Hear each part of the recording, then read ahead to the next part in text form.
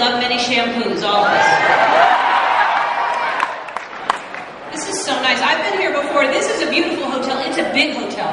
It's beautiful, but it is very, very big. And I know you've been here for about 3 days, so I'm sure you know where your rooms are by now. Or maybe you don't. I don't know. It is really hard to find your room in this hotel. It's hard to find an elevator in this hotel. I bet there are people right now in this room that are not with IHG just looking for an elevator. Just for staying now. Thank you for doing that. Here's the thing. When you walk into one of these places, you ask to find the elevator, and they always say the same thing: go through the casino. Anything. It doesn't even matter if it's an elevator. Just go through the casino, and that's how they get you. 4 drinks and $100 later, you find the elevator. And you take it up to your floor. Now, most places, most hotels, you get out of the elevator, and you're pretty sure you're close to your room. Not in Vegas. You're not even halfway there. You step out of the elevator, and there's a sign that says rooms 4612 through 4678 and an arrow. Then you see another arrow that says 4679 through 4698. Now you have to decide, is my room greater than or lesser than? There's $1,000 worth of free margaritas inside of me, and I don't know how to add anymore. You head down the hallway, and you're walking, and you're walking, and you're walking, and you're walking. The hallways are so long, you can actually see the Earth's curve. That's And if you're walking around at night, like late at night, there's this weird characters. Last night I was walking, and there was this 90-year-old man who had just married a 20-year-old stripper. I shouldn't judge. She may not have been a stripper. She could have been a prostitute. I don't know.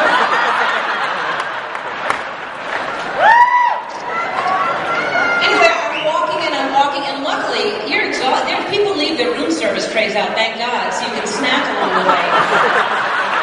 Don't tell me you haven't thought about that. Tell me the way it is. There's nothing wrong with those French fries. They're cold. They're good. And you want to find your room so bad because it's so much fun. That's the fun part about staying in a hotel. You can jump from bed to bed, and you've got a mini bar in there. You can watch TV in the tub, and I don't have to tell you people how much fun hotels are. What am I doing?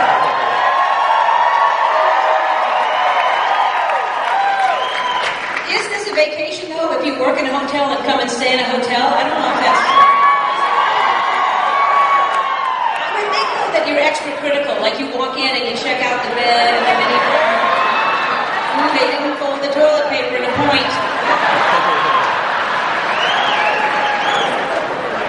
I like that little point. That point is very important. That's you know where the roll starts. That is the hardest thing. Have you gone into a public restroom and no one's been there? You're the first one and the roll has not gotten started yet. So you've got to find it. You start turning it. Surely I've gone around 3 or 4 times by now. Maybe they go fast. The wind will open the flap. Maybe it's the other way. And you finally find the start of the toilet paper. It's glued down. I don't know why they're gluing it down. So you've got to pull, and only 1/4 of an inch gets loose. So you're pulling a 1/4 of an inch, 5-foot-long streamer out of the... I don't want a streamer. This is no time to celebrate. I just want toilet paper.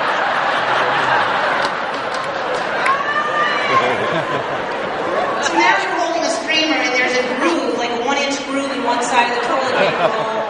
So you try to get your finger across to start the whole thing. Basically, most of the roll just... You end up clawing at it like a wild animal, like, yes, please. So thank you for holding them into points. A lot of hotels have those hair dryers that are attached to the wall. They don't really have a lot of power, just barely stronger than someone blowing on you. It's like someone whispering naughty things in my head.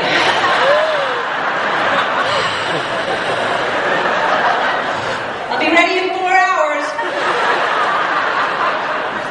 Not yours. I'm not talking about your hotels. I'm talking about like the Hilton or Marriott or something.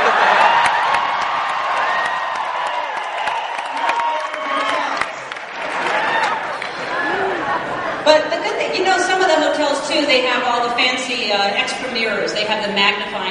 mirrors so that, you know what I'm talking about. On one side, your face looks normal. On the other side, it magnifies your face like 500 times.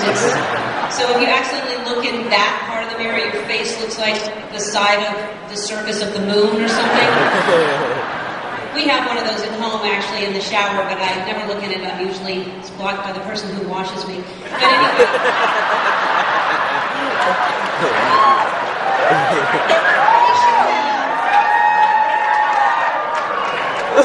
They should have warnings. They have warnings on car mirrors. Objects are closer than they appear. They need warnings on those. Objects are more attractive than they appear. You see things that no one else sees. I looked at my hairline had a family of doves living right in the side. That's how. I don't know why we need those things. They're not accurate. They point out every single one of our flaws. We don't need that. That's why we have mothers. It's important to have mirrors that are honest with you, because some mirrors make you look fatter, some mirrors make you look thinner. I'll tell you where there's too many mirrors is the spa. And there's always that one person who's really happy to be naked, just walking around. And they always stop right in front of the mirror when I'm there. And I see 360 degrees of somebody I don't want to look at, really. I went down to the spa this morning, because how else am I going to steal a robe? And I was at the spa. It's beautiful there, and I love massages. I love getting massages, except I had a bad experience once. You know how when you get a massage, they tell you to get undressed, and then they say, get on the table and I'll be back in at some point. But they never tell you when they're coming back. So let's just say they came in and I was not ready. I was completely naked, and I was like straddling the table as if I was climbing on. Oh hi, I didn't know you were. So the next time I'm panicked, because they say, I'll be right back. I'm like, when? How soon? Can we agree to count to 100? What do we do? Just trying to get my robe off as fast as I can.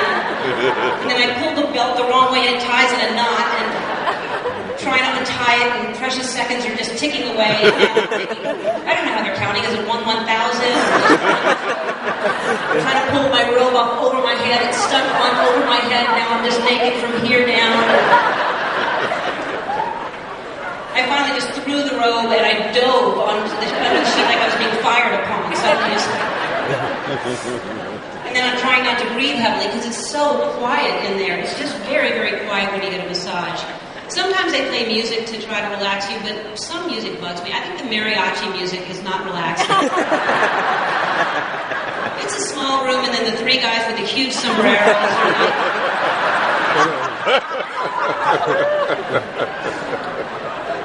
You can make a whole day at the spa, just going to the spa. There's a beautiful gym here also. I went to the gym because how else am I going to steal towels? And I was at the gym. People are really working out more and more now. I think that's good. A lot of people are riding bikes for exercise. Anybody cycle here? Anybody? Good. I don't know if any of you are the kind that wear the spandex outfits, but on behalf of everyone, please don't.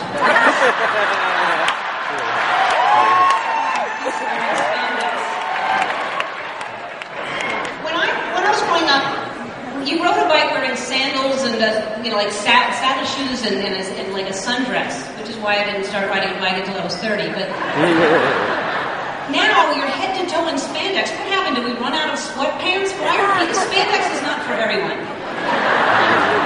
And I know I'm biased, so maybe it's just me, but unless you're a bike messenger, I should not be able to see your package.